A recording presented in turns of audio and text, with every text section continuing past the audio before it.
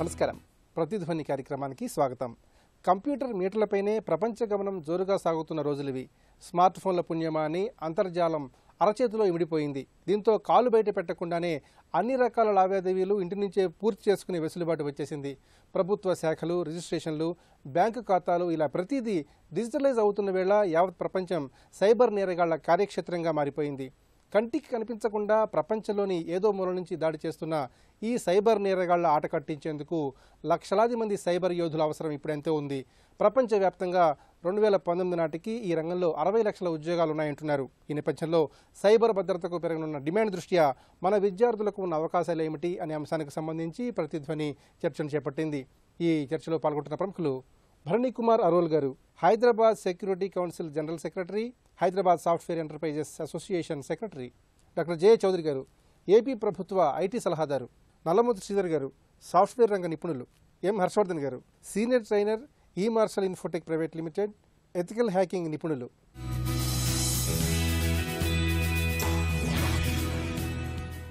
జే చౌదరి గారు, యావత్ ప్రపంచం సైబర్ నేరగాళ్ల బెడదను ఎదుర్కొంటోంది. వీరి ఆగడాలను ఎదుర్కొనేందుకు ఎంతోమంది నిపుణులు అవసరమని చెప్తున్నారు. మరి ఈ రంగంలో ఏ మేరకు ఉద్యోగ అవకాశాలు ఉన్నాయంటారు? ఉపాధి అవకాశాలు అయితే చాలా ఎక్కువగా ఉన్నాయండి. ఎందుకంటే ఎవరు ఇంకా దీని గురించి అంత ఆ థ్రెట్స్ ఇంకా వస్తున్నాయి, కానీ ఇన్ని థ్రెట్స్ ఎట్లా దీన్ని ఎదుర్కోవాలని చెప్పేసి కొంతమంది కన్ఫ్యూజ్ స్టేట్లో ఉన్నారు, కొంతమంది టోటల్గా నిద్రపోతున్నారు. కానీ ఇవన్నీ కామన్ మ్యాన్కి, ఇప్పుడు ఇండియా లాంటి డెమోక్రటిక్ కంట్రీలో కామన్ మ్యాన్కి ఇంపాక్ట్ అయితే అప్పుడు తెలుస్తుంది మన పొలిటీషియన్స్ కానీ తర్వాత గవర్నమెంట్ అఫీషియల్స్ కానీ దాని ఇంపాక్ట్ ఎట్లుంటుందని. ఇప్పటికైతే కార్పొరేట్స్లోనూ తర్వాత కంట్రీస్లోనూ చాలా సైబర్ నేరాలు జరుగుతున్నాయి. ఆ పర్సంటేజ్ విపరీతంగా పెరిగిపోతుంది. సైబర్ కాప్స్ లేరు, సైబర్ ప్రొఫెషనల్స్ లేరు, దీనికి సైబర్ అవేర్నెస్ తీసుకురావడానికి కూడా ఎవరు జనాలు లేరనమాట. ఇది ఆపర్చునిటీ అంటే మీరు ఇందాక జాబ్ ఆపర్చునిటీస్ అన్నారు కదా, జాబ్ ఆపర్చునిటీస్ రాబో కాలంలో సైబర్ సెక్యూరిటీ ప్రొఫెషనల్స్కి, తర్వాత సైబర్ కాప్స్కి, సైబర్ వారియర్స్కి 1 లక్షల మందిలు కావాలా. ఇప్పుడు వాళ్ళు ఎక్కడా లేరు ఇప్పుడు, ఎందుకంటే ప్రిపేర్డ్నెస్ లేదు. Even developed countries like America లాంటి కంట్రీస్లోనే there is a big shortage of manpower. ఇండియాలో ఇంకా మనం మేల్కోలేదు, ఆ పరిస్థితి రాబోతోంది. ఇప్పుడు అందరూ మాట్లాడుతున్నారు సైబర్ సెక్యూరిటీ కోర్సెస్ మేము పెడతామని, ఇంకా ఆ సీరియస్నెస్ ఎక్కడ కనిపించడం లేదు. దానివల్ల కొంత మనకి ఈ డిజిటల్ ఇండియా ప్రోగ్రాంలో నష్టం జరిగే పరిస్థితి ఉంది. ఎందుకంటే ఈ మన వెబ్సైట్స్, తర్వాత మనకున్న సెన్సిటివ్ డాక్యుమెంట్స్ ఇవన్నీ హ్యాక్ చేసి ఎల్ఐన్ మల్లైన్ పుల్లైన్ ఇవన్నీ చేసి దాన్ని వేరే వాళ్ళకి అమ్ముకోవడానికి కూడా స్కోప్స్ ఉన్నాయి. వీటన్నిటినీ మనం తొందరగా అరెస్ట్ చేసుకోవాలంటే ఇమ్మీడియట్గా ఒక యుద్ధ ప్రాతిపదికన వీళ్ళందరినీ ట్రైన్ చేసేసి తర్వాత అవేర్నెస్. ఈ సైబర్ నేరగాళ్ళు మన ఇండియాలో ఉండకపోవచ్చు, ఎక్కడో పాకిస్తాన్లోనో, ఆఫ్ఘనిస్తాన్లోనో, లేకుంటే కజకిస్తాన్లోనో అక్కడి నుంచి వాళ్ళు హ్యాక్ చేసి వాళ్ళని ఇక్కడున్న వాళ్ళే పట్టుకోవడమే మనకు కష్టంగా ఉంది. అక్కడున్న వాళ్ళని ఎట్లా పట్టుకుంటారు మన పోలీసు?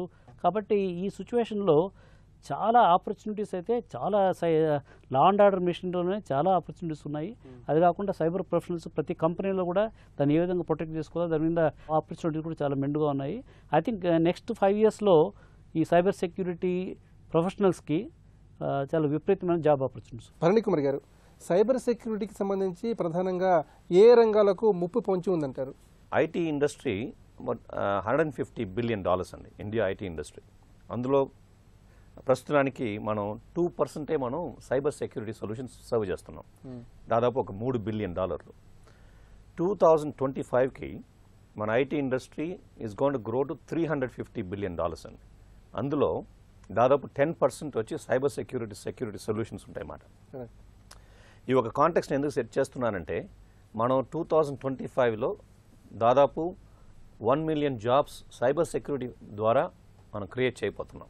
అది ఎందుకంటే డిమాండ్ చాలా ఉంది కాబట్టి. డిమాండ్ ఎలా చెప్తున్నానంటే, ఒకటి 2016లో globally IT professionals, cyber security IT professionals requirement $6 million అండి. కానీ అంత లేరు. 1.5 million people are shortfall. ఇప్పుడు 2025కి 15 million people are gonna be required అండి. జే గారు చెప్పినట్టు lot of demand for cyber security professionals, warriors అయినా కానీ, కాప్స్ అయినా కానీ, ఆర్కిటెక్ట్స్ కానీ, అందరూ చాలా డిమాండ్ ఉన్నాయి. ఇప్పుడు మన తెలంగాణ గవర్నమెంట్ ద్వారా సైబర్ సెక్యూరిటీ పాలసీ ఒకటి లాంచ్ చేశామండి. అంటే ఇది సెక్టోరల్ పాలసీ అంటాం. ఐటీ పాలసీకి జస్ట్ ఒక additional policy focused on particular technology, అంటే సైబర్ సెక్యూరిటీ ద్వారా. దీని ద్వారా మన సర్ట్ కంప్యూటర్ ఎమర్జెన్సీ రెస్పాన్స్ టీమ్ అని చెప్పి ఒకటి ఫామ్ చేసి దీని ద్వారా సైబర్ వారియర్స్ని డెవలప్ చేయడం, స్కిల్స్ డెవలప్ చేయడం, సైబర్ సెక్యూరిటీ స్కిల్స్ డెవలప్ చేయడం. టాస్క్ అని ఒక ఆర్గనైజేషన్ ఉంది ఇక్కడ సైబర్ మన తెలంగాణలో.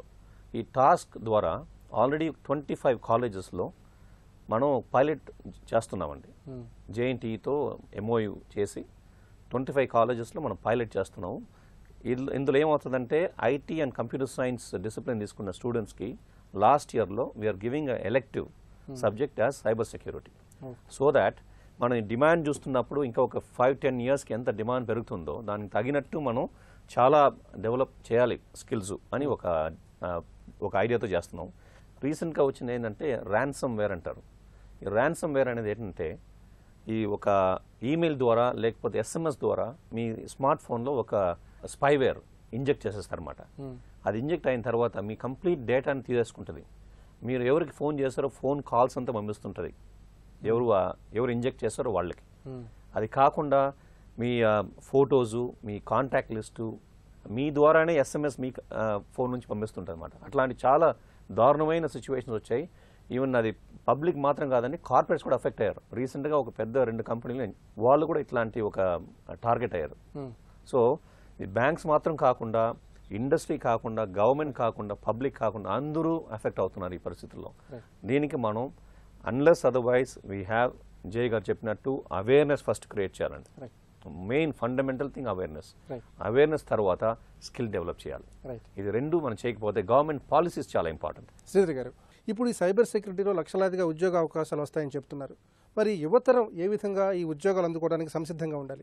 సెక్యూరిటీ పరంగా ఇప్పటివరకు ఏదన్నా ఐటీ ఇండస్ట్రీలో లీస్ట్గా పీపుల్ ఫోకస్ చేసుకుని ఉంటే కనుక సైబర్ సెక్యూరిటీ. అది కూడా పెద్ద పెద్ద కంపెనీస్ మనం చూస్తే కార్పొరేట్ కంపెనీస్ కావచ్చు, ఎంఎన్సీస్ కావచ్చు, వాళ్ళు డెడికేటెడ్గా సెక్యూరిటీ టీమ్ని పెట్టుకొని ఎప్పటికప్పుడు వాళ్ళ నెట్వర్క్స్ మీద జరిగే అటాక్స్ని కావచ్చు వాటన్నిటిని కౌంటర్ అటాక్ చేస్తూ ఉన్నారు. కానీ నార్మల్గా ఇంతకుముందు చౌదరి గారు చెప్పినట్లు చూస్తే డిజిటల్ ఇండియాలో పార్ట్గా మనకే ఎన్నో రకాల ఇన్నోవేటివ్ యాక్టివిటీ చేస్తూ ఉన్నాం, పబ్లిక్ని ఎంగేజ్ చేస్తూ ఉన్నాం. పబ్లిక్కు సంబంధించిన సెన్సిటివ్ డేటా కూడా ఈరోజు మొబైల్ అప్లికేషన్స్ ద్వారా కావచ్చు ఎన్నో రకాలుగా మనకి గవర్నమెంట్ సర్వర్స్తో లింక్ అయ్యేసి ట్రాన్స్మిట్ అవుతూ ఉంది. ఈరోజు HTTPS ప్రోటోకాల్ ద్వారా కావచ్చు, UDP ప్రోటోకాల్స్ ద్వారా కావచ్చు ఒక డేటాని ట్రాన్స్మిట్ అయ్యేటప్పుడు ఒక ఎండ్ యూజర్ దగ్గర నుంచి అతనికి ఓన్లీ అప్లికేషన్ యూజ్ చేయడం మాత్రమే తెలుసు, అతని క్రెడెన్షియల్స్ని ఎంటర్ చేయడం మాత్రమే తెలుసు. ఆ తర్వాత సెక్యూరిటీ పరంగా ఎలాంటి అటాక్స్ ఉంటాయి అన్నది కూడా అతనికి తెలియదు. ఈ మిడిల్లో మ్యాన్ ఇన్ మిడిల్ అటాక్స్ ఎలాంటివి జరుగుతూ ఉంటాయి, అలాగే గవర్నమెంట్ సెక్యూరిటీ పరంగా ఎలాంటివి జరుగుతూ ఉంటాయి, వీటన్నిటి మీద అవగాహన రాకపోతే ఖచ్చితంగా మ్యాసివ్ అమౌంట్ ఆఫ్ డేటా అనేది మిస్యూజ్ అయిపోతుంది. ఈరోజు చాలామంది పాకిస్తాన్ హ్యాకర్లు ఎలా హ్యాక్ చేస్తున్నారని చెప్పేసి ఇలాంటి ఎన్నో రకాలు మనం వింటూ ఉన్నాం. వాస్తవంగా ఈరోజు మనం గవర్నమెంట్కి సంబంధించిన వెబ్సైట్లు చూస్తే కనుక ఎంత లీస్ట్ సెక్యూర్డ్గా ఉంటాయి అంటే ఒక షేర్డ్ అకౌంట్ తీసేసుకొని దాంట్లో ఒక 10-20 గవర్నమెంట్ వెబ్సైట్స్ రన్ చేసేస్తూ ఉంటారు. ఒక పర్టికులర్ సైట్ అంటే ఒక పర్టికులర్ FTP డైరెక్టరీలకు వెళ్ళగలిగితే కనుక ఆటోమేటిక్గా రిమైనింగ్ అకౌంట్స్ని కూడా రిమైనింగ్ సైట్స్ని కూడా మన కంట్రోల్లో తీసుకోవచ్చు. ఎవరెవరు మన గవర్నమెంట్ సైట్కి లాగిన్ అవుతూ ఉన్నారు, ఎక్కడెక్కడి నుంచి కొన్ని సందర్భాల్లో డీడాస్ అటాక్స్ లాంటివి జరిగినా కూడా ఎక్కడెక్కడి నుంచి అటాకులు జరుగుతున్నాయి అన్నది కూడా మానిటర్ చేసే వ్యవస్థ లేదు. వీటన్నిటి మీద ఇప్పుడిప్పుడే మనం మాట్లాడుకుంటున్నాం, అవగాహన వస్తూ ఉంది. ఎన్ని అటాకులు జరుగుతున్న సందర్భంలో మనం ప్రీవియస్ గవర్నమెంట్ చూస్తే కనుక అసలు ఎలాంటి విషయాలు టెక్నాలజీ విషయాల గురించి పట్టించుకోవాలి. ఈ రోజు మనం మాట్లాడుకోగలుగుతున్నాం మోడీ గవర్నమెంట్ ఇలాంటివన్నీ వచ్చిన తర్వాత. సో ఫర్దర్గా చౌదరి గారు అన్నట్లుగా నెక్స్ట్ 5 to 10 ఇయర్స్లో చాలా అవేర్నెస్ క్రియేట్ అవుతుంది, ప్లస్ చాలా ఉద్యోగ అవకాశాలు పెరుగుతాయి. ఖచ్చితంగా సైబర్ సెక్యూరిటీ పరంగా ఒక మంచి ఎంప్లాయ్మెంట్ అనేది క్రియేట్ అయ్యే అవకాశం మనకు కనపడుతుంది. హర్షవర్ధన్ గారు, ఐటీ ఉద్యోగుల కంటే సైబర్ సెక్యూరిటీలో పనిచేసే వారికి 9% శాలరీ ఎక్కువ అని చెప్తున్నారు. మరి ఈ పరిస్థితుల్లో ఉభయ తెలుగు రాష్ట్రాల్లోని విద్యార్థులు ఈ సైబర్ సెక్యూరిటీ రంగంలో ఉద్యోగ అవకాశాలు పొందేందుకు ఏ విధంగా సన్నద్ధంగా ఉండాలి? ఒక బిజినెస్ 100% రన్ అవుతుంది అంటే 80% ఆఫ్ ద బిజినెస్ సెక్యూరిటీ మీద కన్సర్న్ తీసుకోవాలి. That is very very important thing. All the confidential details and all the confidential data అంతా కూడా కంపెనీకే. ఇఫ్ ఎవరైనా కూడా ఆ కంపెనీని కాంప్రమైజ్ చేయగలిగితే, లైక్ ఇప్పుడు 2 మేజర్ కంపెనీస్ అటాక్కి గురయ్యాయి, I can't tell you the name. రేపు రిలీజ్ అవ్వాల్సిన సాఫ్ట్వేర్ని వాళ్ళు ఈ రోజే రిలీజ్ చేశారు. బిలియన్స్ ఆఫ్ మనీ లాస్లో ఉన్నది. ఇప్పుడు ఎందుకు నేను చెప్తున్నాను అంటే security professionals are very very important in each and every company. ఇలాంటి థ్రెడ్స్, ఇలాంటి వనరబిలిటీస్ ఉన్నాయి అని వాళ్ళు చూపిస్తారు. So that they are able to patch అనమాట. స్టూడెంట్కి వచ్చేసరికి technology is very comfortable skill అనమాట. ఎవరైనా కూడా ఏ బ్యాక్గ్రౌండ్ అయినా పర్వాలేదు, ఎవరైనా కూడా ఈ టెక్నికల్ స్కిల్ని ఈజీగా హ్యాబిట్ చేసుకోవచ్చు. So in the same way cyber సెక్యూరిటీని కూడా హ్యాబిట్ చేసుకోగలిగితే ఈచ్ అండ్ ఎవ్రీ ఇండివిజువల్కి ఆ కన్సర్న్ ఉండాలి. ఎందుకంటే హూ నోస్, ఇప్పుడు మీ బ్యాంక్ అకౌంట్లో 10,000 ఉంది, రేపు చూసారు 5,000 ఉంటుంది. ఎలా విత్డ్రా అయిందో తెలియదు, మీకు మెసేజ్ కూడా రాలేదు. సో ఇలాంటి వర్క్స్ ఏమి జరగకుండా లైక్ బ్యాంకింగ్ సెక్టర్లో అవ్వచ్చు, లైక్ ఫైనాన్షియల్ ఏదైనా ఎనీ ఇంపార్టెంట్ లైక్ పెద్ద పెద్ద ఎంఎన్సీలో కావచ్చు, ఎక్కడైనా కూడా. సో ఎందుకంటే నెక్స్ట్ వచ్చే థర్డ్ వరల్డ్ వార్ గ్యారంటీ అయితే that is all about computers only.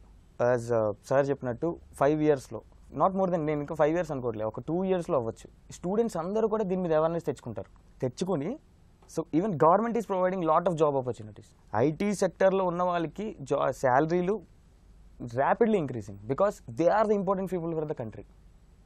ముందుగానే థ్రెడ్స్ తెలిస్తే మన కంట్రీ క్రెడెన్షియల్స్ కానీ కాన్ఫిడెన్షియల్ డేటా కానీ బయటకు వెళ్లకుండా only the people they can protect. ఈ ప్రోగ్రామ్ ఇలా నడుస్తుంది, ఇది ఇలాగే ఎందుకు నడుస్తుంది అని ఆలోచించిన వాళ్ళు మాత్రమే ఈ ఫీల్డ్లో ఉంటారు. So we have lot of cyber security professionals ఉన్నారు, సర్టిఫైడ్ ఎథికల్ హ్యాకర్స్ ఉన్నారు, ఫోరెన్సిక్స్ ఇన్వెస్టిగేషన్స్ ఉన్నారు. But what happens is student తనంతకి తాను ఇంట్రెస్ట్ వస్తే ఆ ప్రోగ్రాంలో ఉండే ఫ్లేవర్ని టేస్ట్ చేయగలిగితే he'll be the best trainer.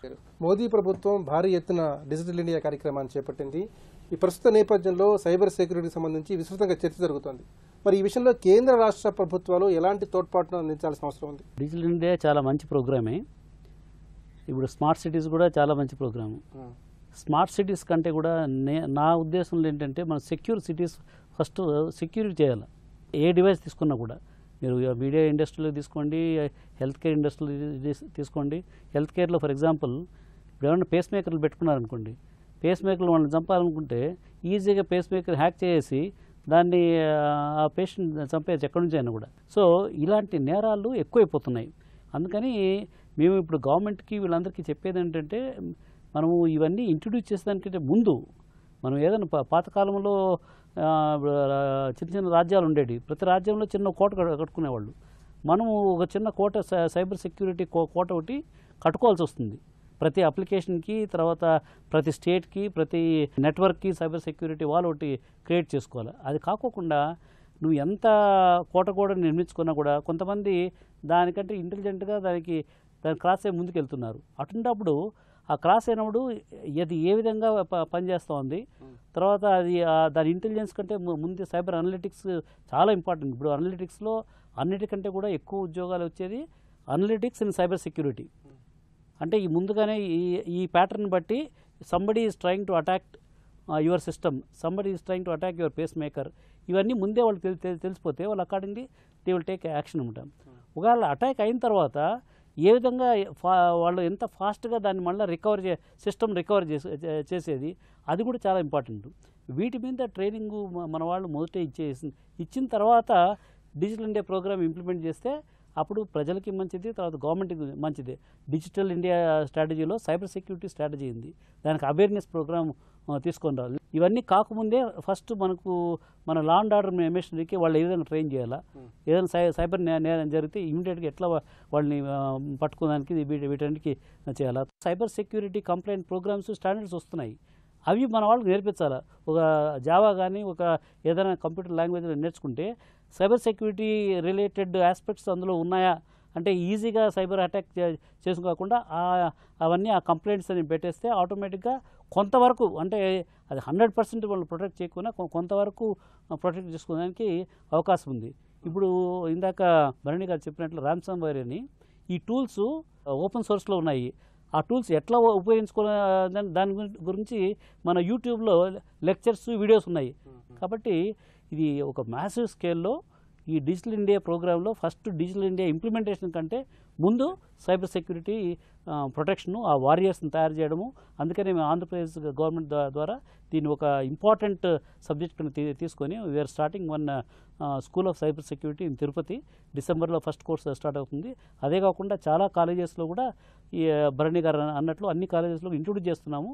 కానీ ఇది అన్ని లెవెల్స్లో కూడా ఆ అవేర్నెస్ రావాలి. భరణి కుమార్ గారు, సైబర్ సెక్యూరిటీలో రాణించేందుకు మన యువతరం ఎలాంటి నైపుణ్యాలు కలిగి ఉండాలి, ముఖ్యంగా ఈ రంగంలో రాణించడానికి, ఈ రంగంలో నిలదొక్కుకోవడానికి ఎలాంటి కోర్సులు చేయాల్సిన అవసరం ఉంది? నాస్కామ్ వచ్చి IT industry body, apex body ఇండియాకి, వాళ్ళు గవర్నమెంట్తో ఒక టాస్క్ ఫోర్స్ క్రియేట్ చేశారు. వాళ్ళు ప్రొజెక్షన్ వచ్చి 1 million జాబ్స్, 10 lakh జాబ్స్ వచ్చి ఇంకా ఒక 9 yearsలో క్రియేట్ అవుతుంది ఇండియాలో అని చెప్పారన్నమాట. చెప్పడం కాకుండా ఒక ఇన్ఫ్రాస్ట్రక్చర్ మనం క్రియేట్ చేయాలని చెప్పి ఎట్లాంటి పొజిషన్స్ 10 పొజిషన్స్ వాళ్ళు ఐడెంటిఫై చేశారండి. ఆ 10 పొజిషన్స్కి వాళ్ళు నేషనల్ స్కిల్ కౌన్సిల్ డెవలప్మెంట్ వాళ్ళతో ఒక జాయింట్ వెంచర్ లాగా చేసి MOU రాసి అందులో సెక్టార్ స్కిల్ కౌన్సిల్ అని నాస్కామ్ ఒక ఆర్గనైజేషన్ క్రియేట్ చేసి వాళ్ళు ఇక 10 పొజిషన్స్కి ట్రైనింగ్ ఇస్తున్నారు, ఏం కరికులమ్స్ ఉండాలి అని చెప్పి. సో ఇప్పుడు 10 పొజిషన్స్ ఏంటంటే ఐడెంటిటీ అండ్ యాక్సెస్ మేనేజ్మెంట్ అంటారు, cloud security and architecture, security architecture, application architecture security, network security, ఇట్లా 10 different జాబ్ ప్రొఫైల్స్ క్రియేట్ చేశారండి. దానికి అలైన్ చేసినట్టు lot of companies are giving the trainings. అందులో ఇప్పుడు నేను చెప్పినట్టు టాస్క్ ద్వారా IBMతో ఒక MOU రాసుకున్నారనమాట. అంటే CDAC, centre for development of advance computing, వాళ్ళతో ఒక MOU రాసి ఇట్లాంటి 21 కాలేజెస్ చెప్పాను కదండి, అక్కడ ట్రైనింగ్ ఇవ్వడం జరుగుతుంది. సో నా ఒక అడ్వైస్ ఫర్ ది స్టూడెంట్స్ ఏంటంటే, ఫస్ట్ వాళ్ళు సైబర్ సెక్యూరిటీ అంటే ఏమని అర్థం చేసుకోవాలి. జయ గారు చెప్పినట్టు ఫండమెంటల్గా అది ఏంటి అని అర్థం చేసుకోవాలి. ఎలాంటి థ్రెట్స్ ఉన్నాయి, ఆ థ్రెట్స్కి మనం ఎలాంటి ఒక సొల్యూషన్స్ మనం డెవలప్ చేయాలి. మనం ప్రోడక్ట్ కంపెనీ డెవలప్ చేయాలా ఒక స్టార్టప్ లాగా, లేకపోతే ఒక కంపెనీలో జాయిన్ అయ్యి సర్వీస్ కంపెనీస్లో జాయిన్ అవ్వాలా. We can create solutions on we can provide services. ఏ మార్గంలో మనం వెళ్ళాలి అని వాళ్ళు బాగా చాలా ప్రైవేట్ కంపెనీస్ కూడా ఉన్నాయి. ఇట్లా వాళ్ళు they have to keep constantly looking for aspiration to meet their aspirations. ఇందాక అడిగారు అతన్ని, వాళ్ళు ఎలాంటి డైరెక్షన్ తీసుకోవాలి, ఎలా వాళ్ళు ఉందంటే ఆయన ప్యాషన్ చెప్పారు. ప్యాషన్ ఇస్ వన్ థింగ్ అండి, but at the same time you have to have the necessary infrastructure, skill development infrastructure and opportunities are there plenty. మీరు మీ స్కిల్స్ డెవలప్ చేసుకోవాలి, ఒక ఇంట్రెస్ట్ తీసుకుని మీరు చేశారంటే ఆటోమేటిక్గా బాగుంది. శ్రీధర్ గారు, ఆధునిక ప్రపంచంలో ఇంటర్నెట్తో ఎక్కువగా ఆర్థిక లావాదేవీలు కొనసాగుతున్నాయి. దీంతో నేరాల సంఖ్య కూడా విపరీతంగా పెరిగింది. మరి ఈ పరిస్థితుల్లో సైబర్ నేరాలకు సంబంధించి ప్రజలు స్పష్టంగా ఎలాంటి ప్రాథమిక అవగాహన కలిగి ఉండాలి? సైబర్ క్రైమ్స్లో ఎక్కువ పార్ట్ ఈరోజు ఫైనాన్షియల్ క్రైమ్స్ అయిపోతున్నాయి.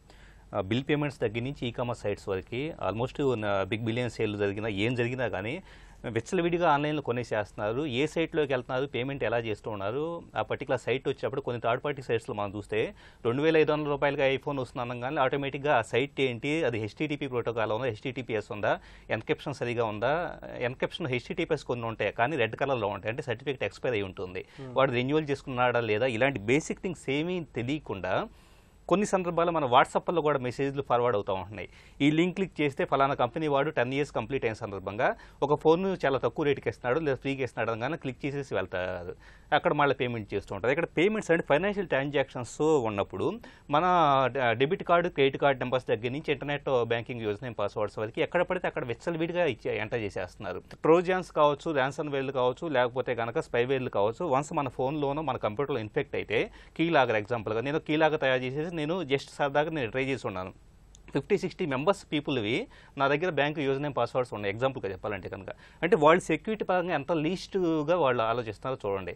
సో ఒక్కసారి ఏదన్నా మన సిస్టంలో కావచ్చు, మొబైల్లో కావచ్చు ఇన్ఫెక్ట్ అయ్యి ఉందంటే కనుక ఈ డేటా మొత్తం స్టీల్ అవుతుంది అన్న విషయం కూడా తెలియకుండా ఏ లింకులు పడితే వాటిని క్లిక్ చేస్తున్నారు. అలాగే పైరేటెడ్ మూవీస్, పోర్నోగ్రఫిక్ మూవీస్ సైట్లకు వెళ్తారు, అక్కడ క్లిక్ చేస్తారు. వాళ్ళకి తెలియకుండానే ఏదో అడ్వర్టైజ్మెంట్ వస్తుంది, దాన్ని క్లిక్ చేసేస్తారు, మీ ఫోన్ స్లో అయిపోయిన వస్తుంది, ఇన్ఫెక్ట్ అయిపోతుంది. అంటే ఒక ఫైనాన్షియల్ ట్రాన్సాక్షన్ చేసేటప్పుడు మన డివైస్ ఎంత సెక్యూర్గా ఉండాలన్న బేసిక్ అవగాహన కూడా పీపుల్కి లేదు.